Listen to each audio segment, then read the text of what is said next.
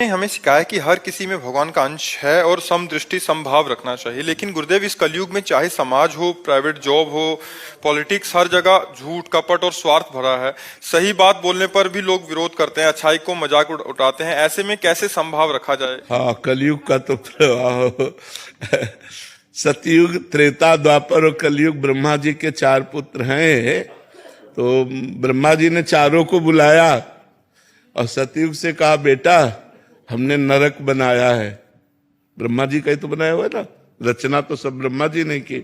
हमने नरक बनाया है। तो उनका पिताजी, हमारे राज्य में कोई नरक नहीं जाएगा। तो त्रेता से कहा, त्रेता ने कहा, बड़े भैया जैसा कह रहे वैसा ही हमारे भी आचरण होंगे। द्वापर से कहा, द्वापर ने कहा, आज्ञा पालन की कोशिश करूंगा। जब कलयुग से कहा तो कलयुग ने कहा, पिताजी जैसे बड़े भैया ने कहा हमारे राज्य में कोई नरक नहीं जाएगा, ऐसे वादा करते हैं हमारे राज्य में कोई स्वर्ग नहीं जाएगा। क्यों? पापाचरण, झूठ, कपट जिससे नरक जाने वाला है, वो सब आचरणों की बाहुल्यता है। उसी आचरणों की बाहुल्यता आप देख लीजिए।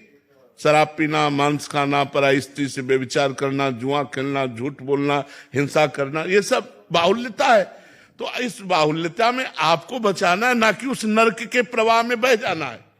हमको सत्य से चलना, चाहे हमें लोग गाली दें, चाहे लोग हमें साथ ना दे, लेकिन सत्य का साथ परमात्मा देता है।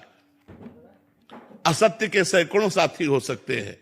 एक आदमी शराब पीता था, गंदे आचरण करता था, गुंडाई करता था, तो 20 लोग उसका सम्मान करते थे और 20 लोग अपने दरवाजे पे बैठालते थे। और जब वो हमारे सामने आया और उसको जो हमने शिक्षा दी, तो उसने कसम खा के सब छोड़ दिया।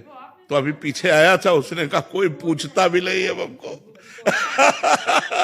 बोले जिस गली में जाओ तो कोई पूछता नहीं, सब विरोधी हो गए, हमारे साथी सब विरोधी। तो संसार, हम सही कह रहे हैं, संसार ऐसा है। और अगर सीधा आदमी है, धर्म से चलता है, तो उसका उपहास किया जाएगा। कलयुग का ऐसा धर्म है। लेकिन हमको चाहिए कि हमें अपने धर्म से चलना चाहिए। लोग गाली दें, उपहास करें, लेकिन भगवान हमारा साथ देंगे।